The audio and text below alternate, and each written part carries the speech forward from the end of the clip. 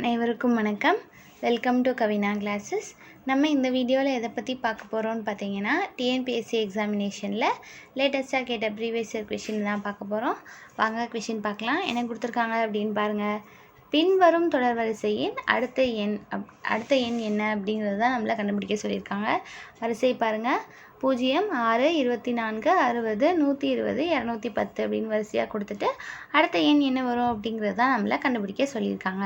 So இந்த மாதிரி நம்ம எப்போயுமே நம்பர் சீரீஸ் பார்க்கும்போதுல நம்ம எப்படி சால்வ் பண்ண போவோம் அப்படின்னு பார்த்தீங்கன்னா, வித்தியாசம் என்ன இருக்குது அப்படிங்கிறத நம்ம ஃபஸ்ட்டு சால்வ் பண்ண போவோம். ஸோ அப்படி சால்வ் பண்ணுறதும் ஒரு மெத்தட். இன்னொரு மெத்தட் நம்ம எப்படி சால்வ் பண்ணலாம் அப்படின்னு பார்த்தீங்கன்னா, கொடுத்துருக்குற நம்பர்ஸ் எல்லாமே ஒன்று ஸ்கொயர் நம்பர் பக்கத்தில் இருக்கா, அப்படி இல்லைன்னா க்யூப் நம்பர் பக்கத்தில் இருக்கா அப்படின்றத பார்த்தோம் அப்படின்னா நம்மளால் இன்னுமே ஈஸியாக சால்வ் பண்ண முடியும். சரிங்களா? இந்த சமயம் நம்ம அதே மாதிரி ட்ரை பண்ணி பார்க்கலாம் வாங்க.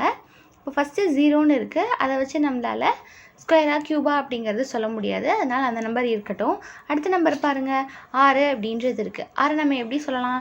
ஸ்கொயரில் சொல்லணும் அப்படின்னா நம்ம 2 ஸ்கொயர் 4ன்னு வருமா? அப்போது 2 ஸ்கொயர் + 2ன்னு எழுதியிருக்காங்க அப்படின்னு நம்மளால் சொல்ல முடியும் இல்லையா? ஆனால் இது க்யூப்பில் சொல்லணும் அப்படின்னா 2 க்யூப் - 2 அப்படின்னு சொல்லலாமா?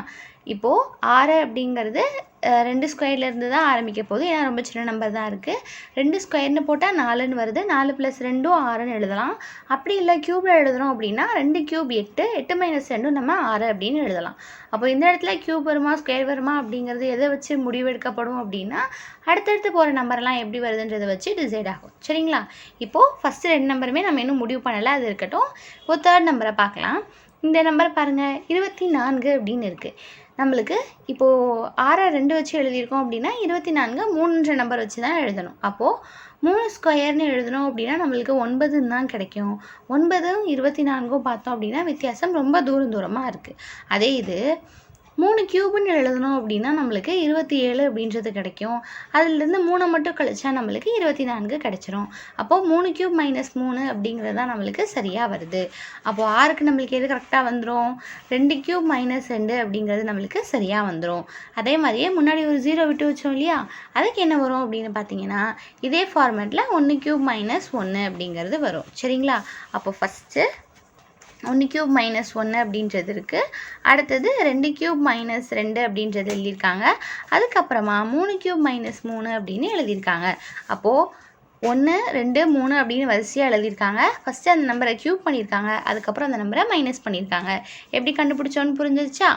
அப்போது 60 அப்படிங்கிறது 4 க்யூப் 64, அதிலிருந்து 4 கழிச்சு 60 அப்படின்னு எழுதியிருக்காங்க. அப்போ 120 என்னது? 5 க்யூப் 125, அதிலிருந்து 5 கழிச்சு நம்மளுக்கு 120ன்னு எழுதியிருக்காங்க. அடுத்து 210 அப்படிங்கிறது 6 க்யூப் 216, அதுலேருந்து நம்ம 6 கழிச்சு எடுத்தோம் அப்படின்னா 210 அப்படிங்கிறது கிடைக்கும். அப்போ நம்ம 6ஓட முடிச்சிருக்கோமா? அடுத்து நம்ம என்ன எழுதணும்? 7 க்யூப் - 7ன்னு எழுதினா நம்மளுக்கு என்ன வந்துடும்? இந்த சீக்வன்ஸ் கரெக்டாக வந்துருமா? 7 க்யூப் நம்மளுக்கு என்னது? 343. அதுலேருந்து 7 கழிச்சோம் அப்படின்னா என்ன கிடைக்கும் நம்மளுக்கு? 343லேருந்து 7 கழிச்சோம் அப்படின்னா நம்மளுக்கு 336 அப்படிங்கிறது நம்மளுக்கு விடையாக கிடைக்கும். சரிங்களா? அப்போ 336 அப்படிங்கிறது தான் நமக்கு சரியான விடை. ஓகேவா? என்ன ஆப்ஷனில் இருக்குது அப்படின்னு பாருங்கள். ஆப்ஷன் சியில் கொடுத்துருக்காங்க இல்லையா? 336 அப்படிங்கிறது தான் நமக்கான கரெக்டான ஆன்சர். இந்த சம் எப்படி போட்டோம் அப்படிங்கிறது புரியுதாப்பா? ஸோ நம்ம ஃபஸ்ட்டு இந்த சீரீஸை பார்க்கணும். எல்லாமே நம்மளுக்கு ஸ்கொயரில் வருமா க்யூப்பில் வருமா அப்படின்னு பார்த்தோன்னே தெரியாது. ஒரு ஸ்டெப்பாக ட்ரை பண்ணி பார்ப்போம். எதில் அந்த கொடுத்துருக்க நம்பர்ஸ் எல்லாமே ஒன்று போல் வருதோ அதைப்படியே நம்ம மூவ் ஆன் ஆகி போகணும். சரிங்களா? ஸோ இந்த சம் உங்கள் எல்லாருக்கும் தெளிவாக புரிஞ்சிருக்கும் அப்படின்னு நம்புகிறோம்ப்பா. இதே மாதிரியே ரெகுலராக ப்ராக்டிஸ் பண்ண நம்மளோட சேனலை சப்ஸ்கிரைப் பண்ணிக்கோங்க. வீடியோ பிடிச்சிருந்து அப்படின்னா வீடியோக்கு ஒரு லைக் கொடுங்க, உங்கள் ஃப்ரெண்ட்ஸ்க்கும் ஷேர் பண்ணுங்கள். அடுத்த வீடியோவில் அடுத்த சம்மில் பார்க்கலாம். தேங்க்யூ.